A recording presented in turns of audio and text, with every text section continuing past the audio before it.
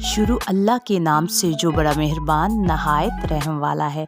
आज जो मैं आपके साथ रेसिपी या रेमेडी शेयर करने वाली हूँ वो विंटर में हर घर में छोटे बड़ों को ये मसला आम होता है। तो आज मैं आपके साथ शेयर करूँगी।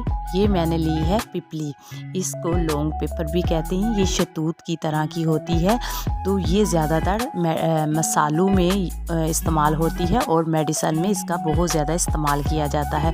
ये मैंने तकरीबन 5 से 6 अदद ली हैं और 1 टीस्पून जो है वो मैंने ली है साबुत काली मिर्च। और इन दोनों चीज़ों को हम अच्छे से पीस लेंगे।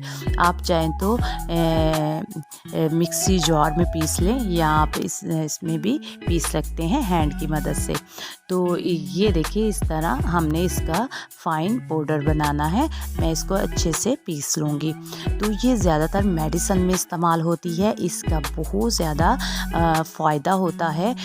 जिन लोगों को खांसी बहुत ज़्यादा होती है, सर्दी में हर घर में ये मसला आम है, तो उसके लिए आप इस रेमेडी को ज़रूर इस्तेमाल कीजिएगा। और बहुत ही इजी 5 मिनट में ये रेमेडी तैयार हो जाती है। आप किस तरीके से बच्चों को ये खिला सकते हैं, ये मैं इस वीडियो में आपके साथ शेयर करूँगी।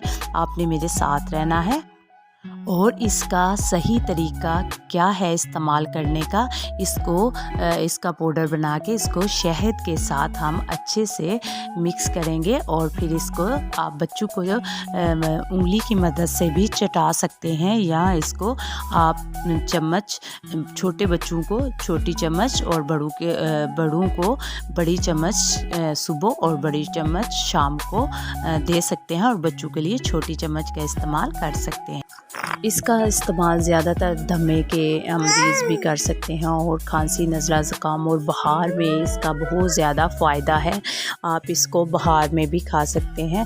बुखार में इसको सुबह, दोपहर, शाम आप 1/2 टीस्पून बच्चों को दे सकते हैं और बड़ों को आप 1 टीस्पून दे सकते हैं। ये पिपली जो है ये बहुत ही फ़ायदेमंद है और इससे बुखार जो है वो पसीने के रास्ते और पेशाब के रास्ते खारिज हो जाएगा। और ज़्यादातर खांसी में ये बहुत ही फ़ायदेमंद है। आप लोग ज़रूर इस रेमेडी को ट्राई कीजिए। उम्मीद करती हूँ कि अल्हम्दुलिल्लाह आपको बहुत जल्दी आफाका होगा। और आप एक दफ़ा जब इस रेमेडी को इस्तेमाल करेंगे तो आप ज़रूर घर में हर सीज़न विंटर में इसको ज़रूर बनाएंगे और अपने बच्चों को इसी को देंगे। तो आपके बच्चे कभी भी नज़ला, ज़ुकाम और खांसी दोबारा नहीं होगी।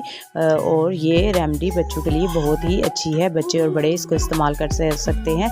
आप ज़रूर इस रेसिपी को ट्राई कीजिएगा और फैमिली और फ्रेंड के साथ शेयर करिएगा, ताकि जिन लोगों ज़्यादा से ज़्यादा वीडियो को शेयर करें, ताकि ये ज़्यादा से ज़्यादा लोगों तक पहुंच सके और लोग इससे फ़ायदा उठा सकें। दुआओं में याद रखिएगा। फ़ी अमान अल्लाह। अल्लाह हाफ़िज़।